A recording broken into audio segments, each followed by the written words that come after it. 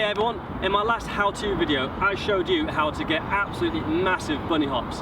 That video seemed to go down pretty well. Everyone put such nice comments down in that one, and I had a few requests on how to do 180 hops. So today I'm back with my hop bar and I'm going to give you some tips and tricks on how to get the most out of your 180 hops. Now if you missed the video of me showing you how to make a bunny hop bar just like this one, I'm going to put a tag up there. Click that and that'll take you to that video. Also, if you want to see the video where I show you how to get absolute massive bunny hops, I'll link that as well as the video on how to make the bunny hop bar at the end of this one. Now, a lot of advice on how to do a massive bunny hop and how to do a massive 180 hop is almost identical. So if you want to learn the basics on how to bunny hop first, I recommend going and watching my how to bunny hop video and then coming back to this one, because I'm going to skip a lot of the basic stuff on this. So without further ado, let's just get on to some 180 hops. Okay, before we start getting into the spins, I just need to confirm with you guys, we need to be doing the American bunny hop, not the English bunny hop like I'm doing here. If you want to know the difference or how to even do an American style hop, please go check out my how to bunny hop video where I go into the details of that. And here's a reason why the English style bunny hop doesn't work well for 180s. Your bike pretty much pivots in the middle and it's very easy to have your front wheel hang up on the object you're trying to clear. Here it is in slow motion, and you can see if this was any higher off the floor, you're going to really struggle to get the distance and the height to clear your wheels and get the rotation to clear your front wheel when you're coming backwards as well. Other than English style bunny hops, the other massive mistake people make is not looking with the head when they're doing the hop. This is probably the biggest reason why I see people fail at 180 hops, is they get to the 90-degree point and then they continue looking straight ahead, and you can see your body's fighting with your bike. Your bike wants to spin but your body won't let it. You always have to lead with your body and the bike will follow. As a rule of thumb, when I'm doing a bunny hop, I look at the bar all the way through. That drops your shoulders, turns your head and makes the spin happen a lot more naturally. In fact, turning the head to look where you want to go is so important. I even filmed a really boring clip of me turning my head. But as you can see, a simple turn of the head turns the shoulders, which turns the bars. It makes the bike naturally want to spin. I've raised the bar up now. As I mentioned earlier, a 180 hop is very similar to a standard hop, except for a couple of key differences. The main difference now is I'm attacking the bar at an angle rather than going straight, and I'm keeping my head turned and watching the bar all the way through to landing. Here it is again from straight ahead. You might be able to pick up things a little bit easier.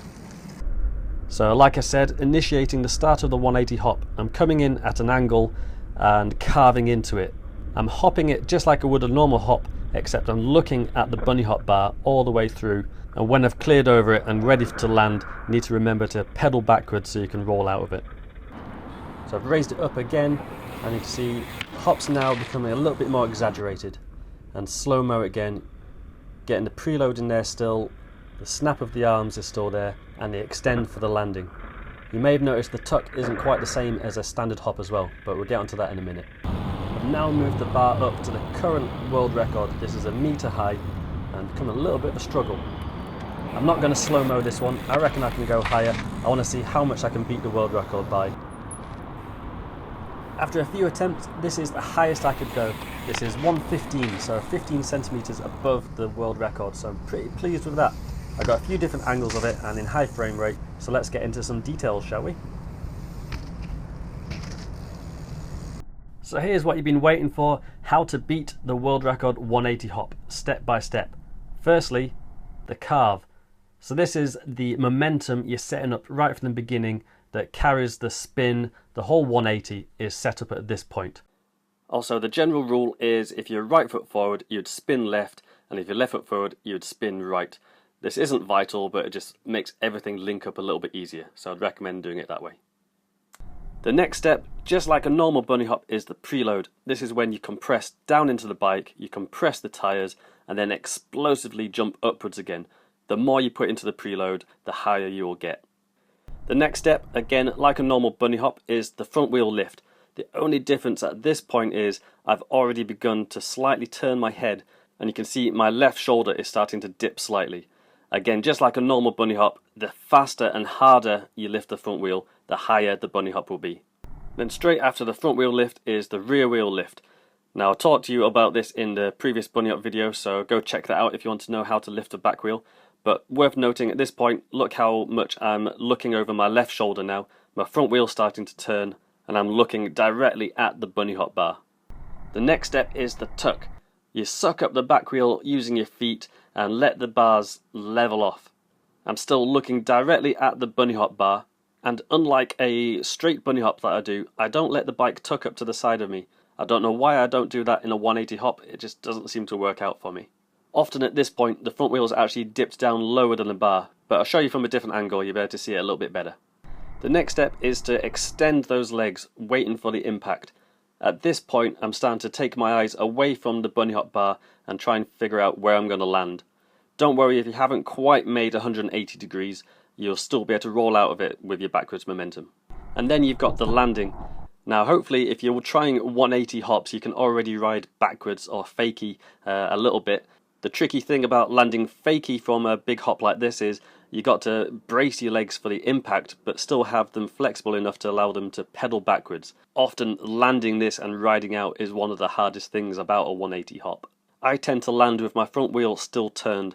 This isn't ideal, but as long as you can still roll away from it, which I find I usually can, then it's not a big issue.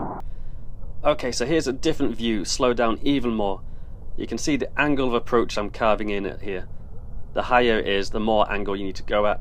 Then we've got the preload, really aggressive snap lift with the rear wheel, always looking at the bar, letting that front wheel slip over, tucking the back wheel up, extend for landing. If you land with both wheels at the same time you get extra bonus points, but that's pretty hard once you get high.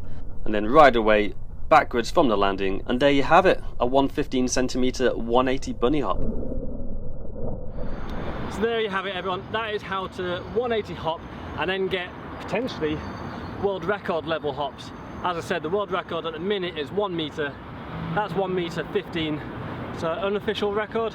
I'm sure there's other people who can get higher than that, but I've not heard of it, so if you guys know of anyone, let me know.